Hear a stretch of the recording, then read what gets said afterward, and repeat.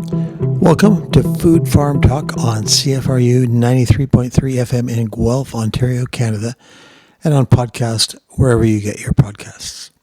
My name is Paul Smith. I'm one of the hosts of Food Farm Talk. Emily Duncan and Abdul Rahim Abdullahi are the others.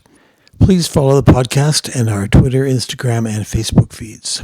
Today we have the first of 4 episodes featuring the discussion with business management guru Roger Martin about his thoughts about how ideas from his book, When More Is Not Better, apply to agriculture. He gave this at the virtual Midwest Cover Crop Council conference on February 24th, 2021. This is made available courtesy Soils of Guelph. This episode has Roger Martin in conversation with Mel Luymes.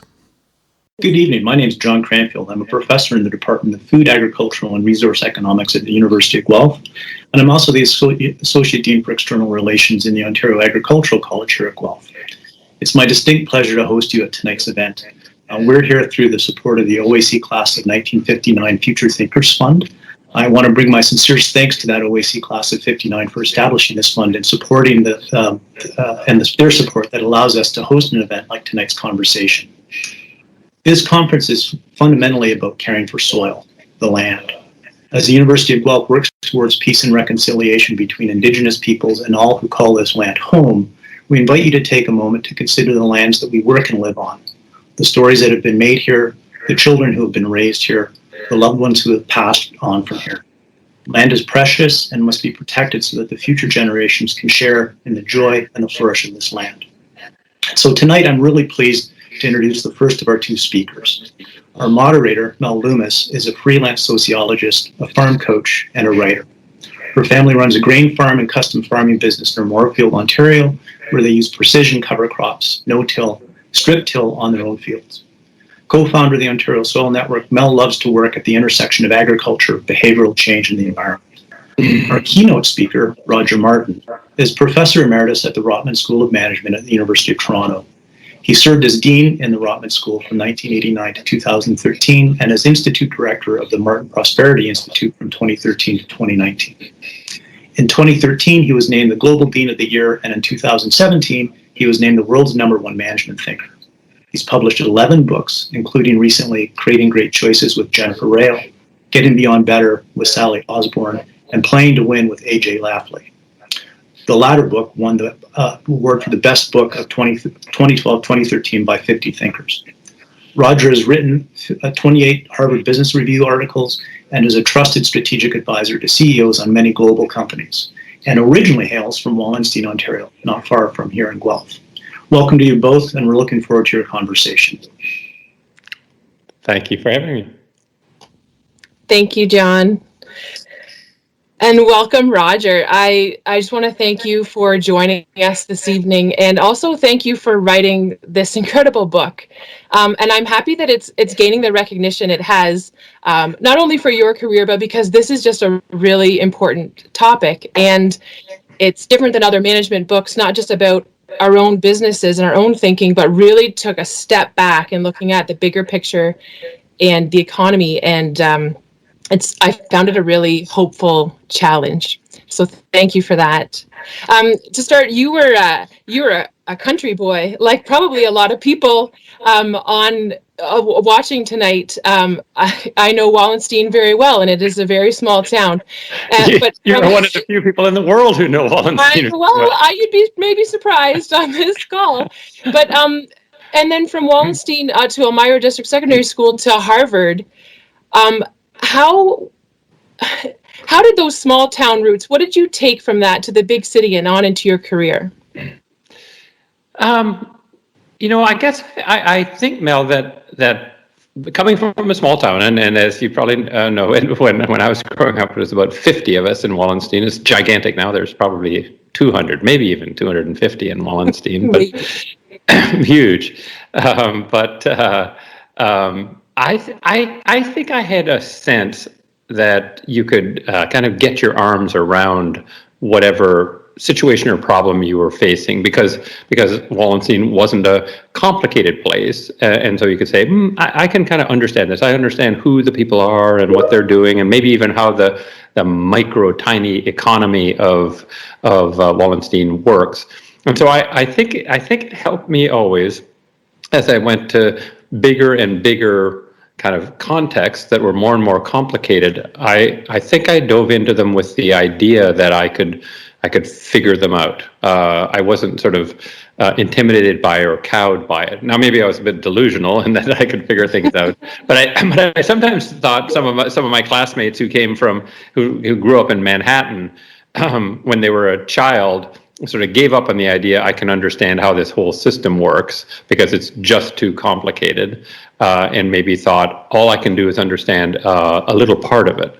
And so I think the gift I was given by coming from that environment was to say, why not try to tackle the whole thing and see if you can make sense of that. So that may be fanciful sort of ex post rationalization, but that's one thing that I think I feel fortunate to have come from that small town environment. Yeah, and I really get that every perspective is a gift, as long as we understand that's not the only perspective to have, and you would have been confronted with that right away.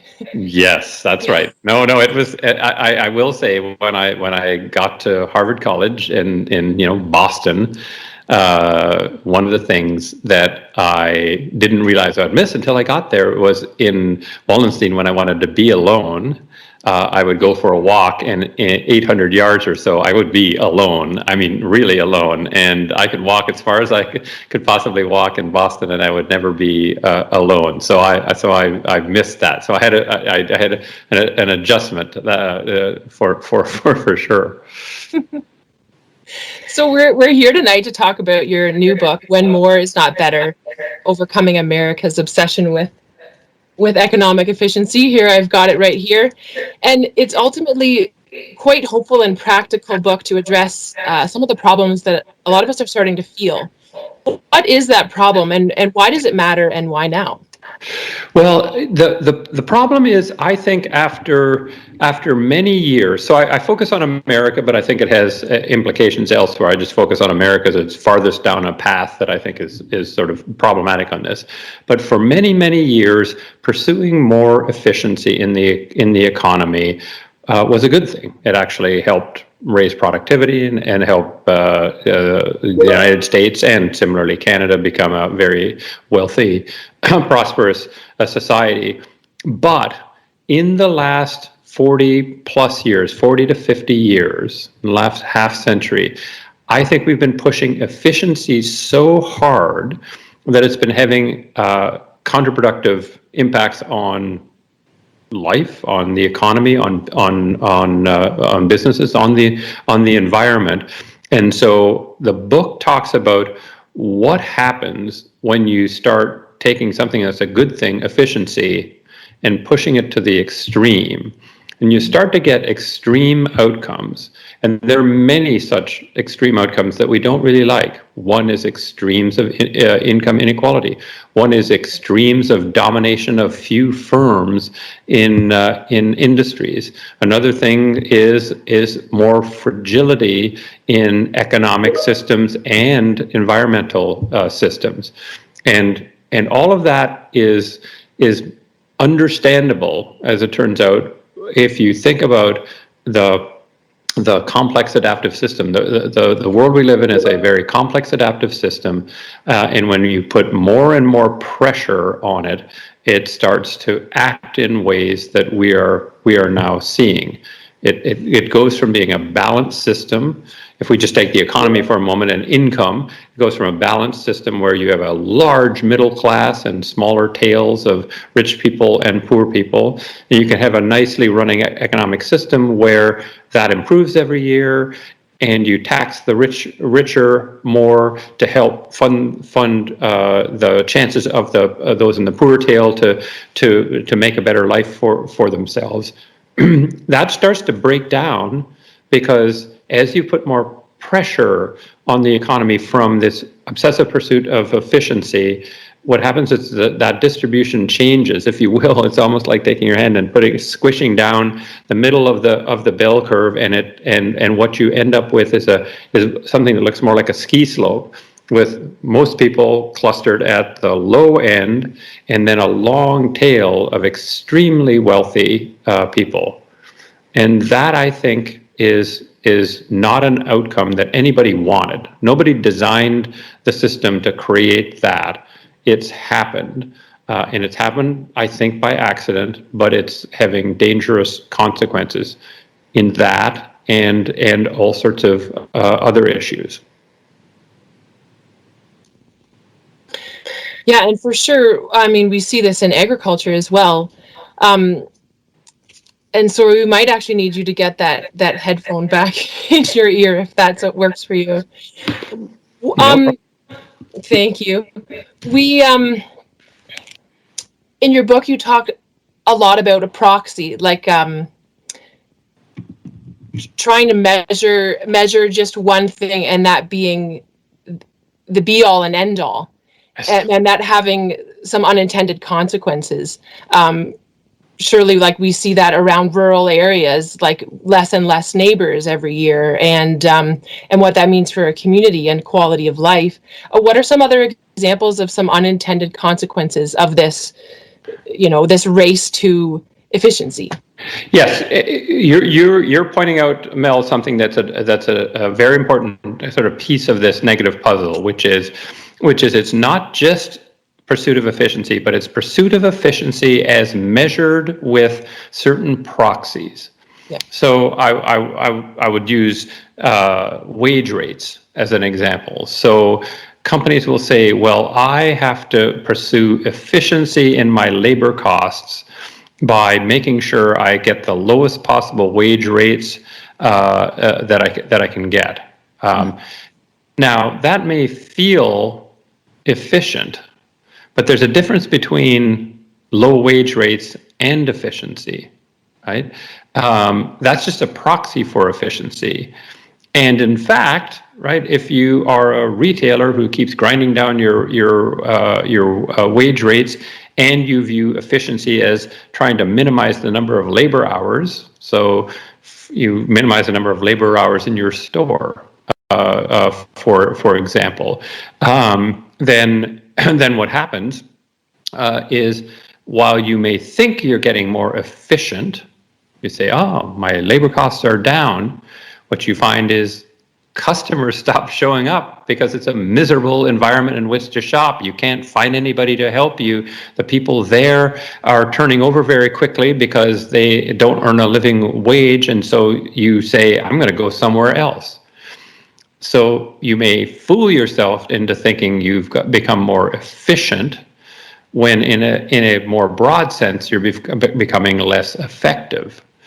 And in the I'm sure people here like Costco too. It's Costco is an example of a company that goes against that, right? They've said we're going to pay people extremely generously. Nobody in Costco makes less than $20 an hour to start, which is way higher than retail wages. And they say if they come to work not worrying about putting food on the table, if they come to work thinking there's a real future at Costco, that we take care of them, they'll take care of our customers as well, and customers will love the experience and they'll flood back to our store. And so while it may not appear to be efficient to those people who measure efficiencies with these inaccurate proxies, it ends up being way more effective. And I know from talking to you before, you worry about proxies that people use in the farming community sometimes that actually are bad for long-term effectiveness.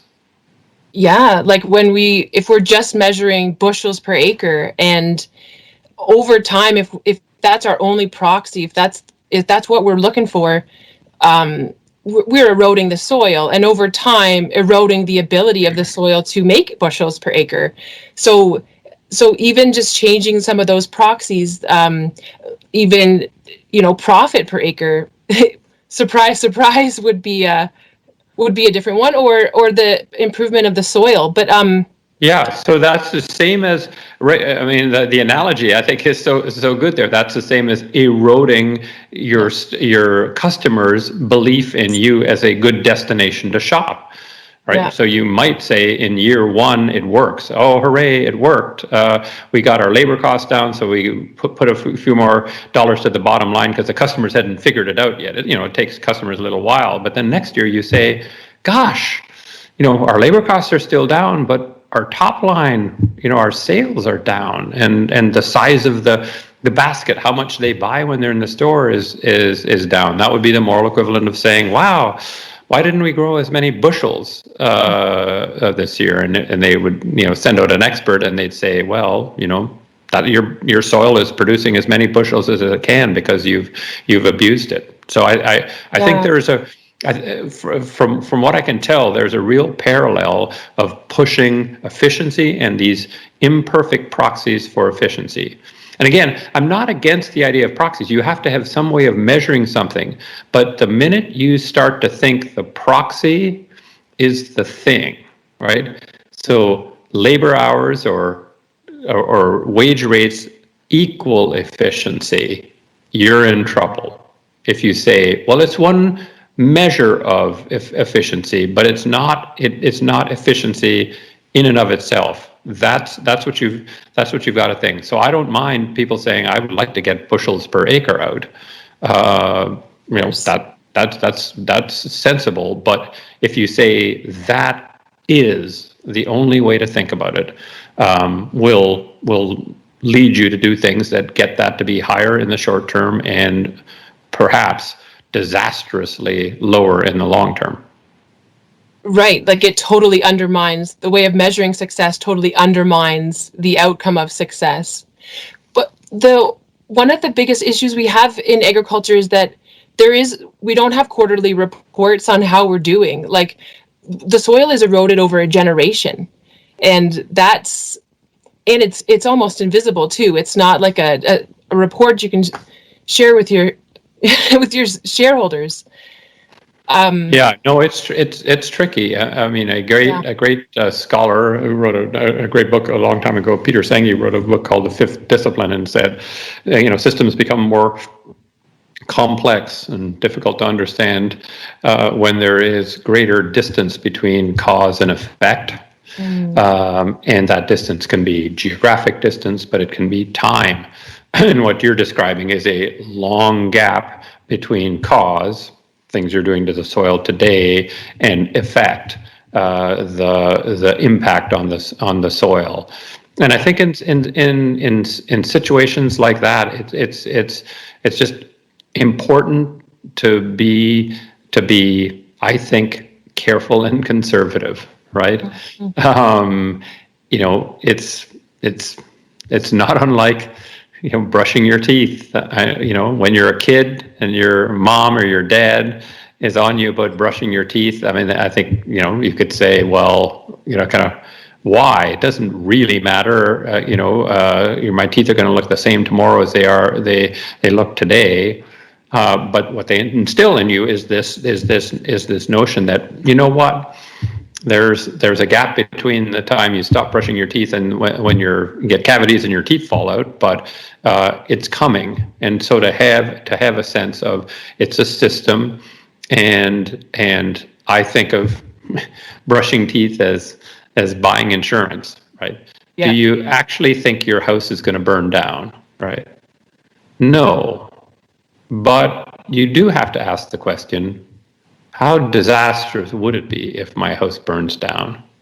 And the approach you take to that is buying insurance, which, if all goes well, you could say after the fact, I wasted all that money, right? Because your house never burnt down, but you want to buy that insurance. I think on things where there's a big gap between cause and effect, I'd buy insurance. I'd say, by the time we feel the effect, it's going to be too late. In such a situation, I'd say I'll buy some insurance against that.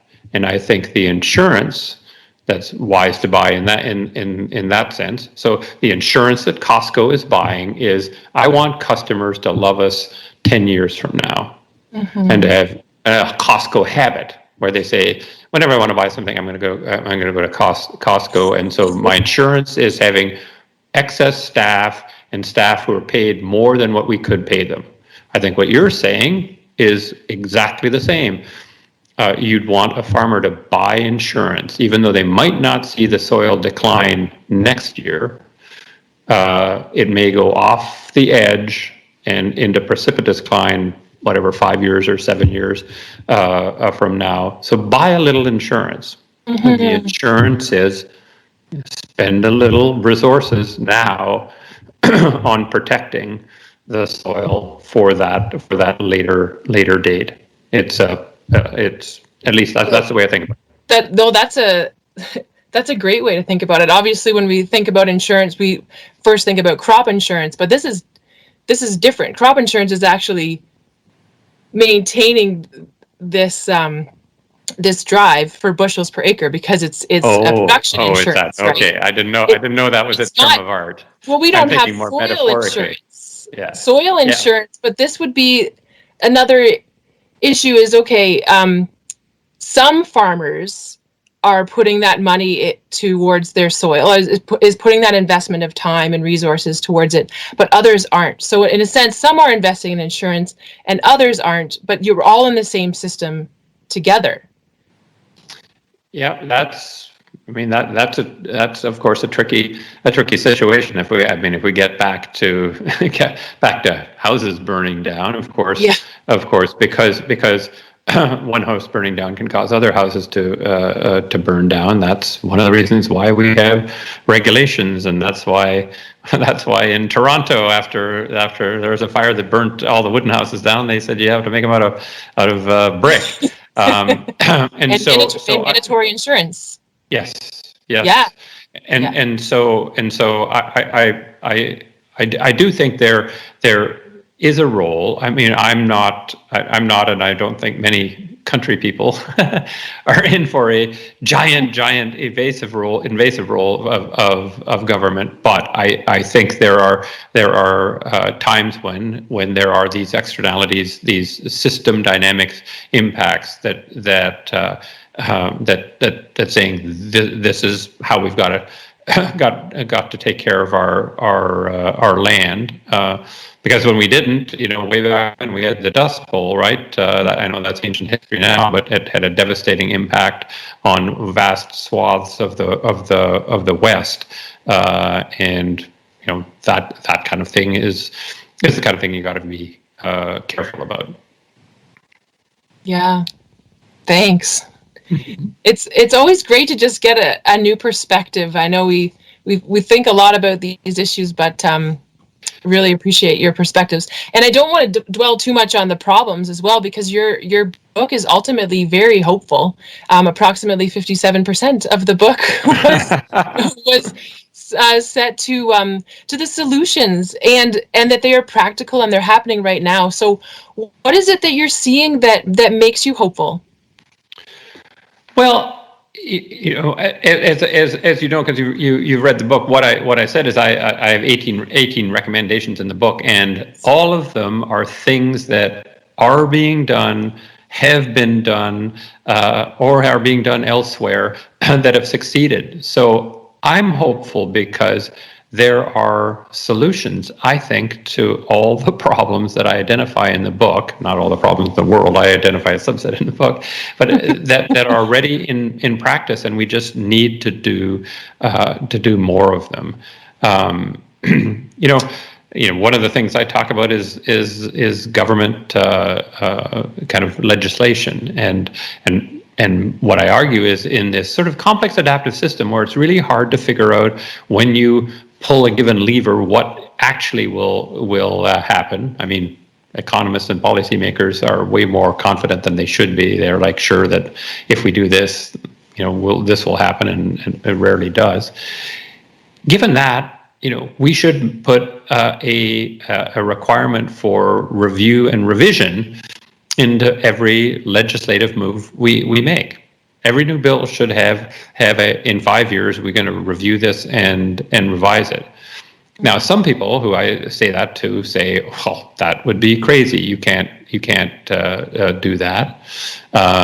But Canadians who know the banking system don't say that, because the Bank Act, our omnibus legislation that controls financial services, and it's a bigger and more important bill than any single bill in the United States. So we have one kind of giant one.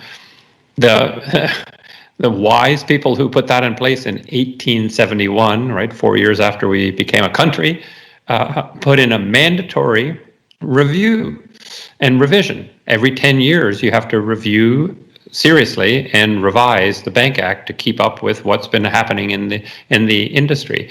And it worked so well and was thought so positively, it was changed to a 5-year period in 1992. So anybody who, and you know, as you may recall, right, a bunch of banks either were going to go absolutely belly up or have gigantic multi-billion-dollar bailouts in the US, no bailouts in Canada, no financial distress of banks in Canada. What's one of the reasons? I'm sure there are many, but one of the reasons is our Bank Act was less than 5 years old at the time of the crisis, right? Because it's revised every 5 years. Not so in the United States. Ancient old legislation controlling banking. So I don't want to be told by anybody, right? No, you couldn't do that. That's unwieldy. That doesn't work. It works. Not with something little, something gigantic and central in the way of legislation. So it's things like that, or for business executives, just don't treat slack as the enemy to get rid of.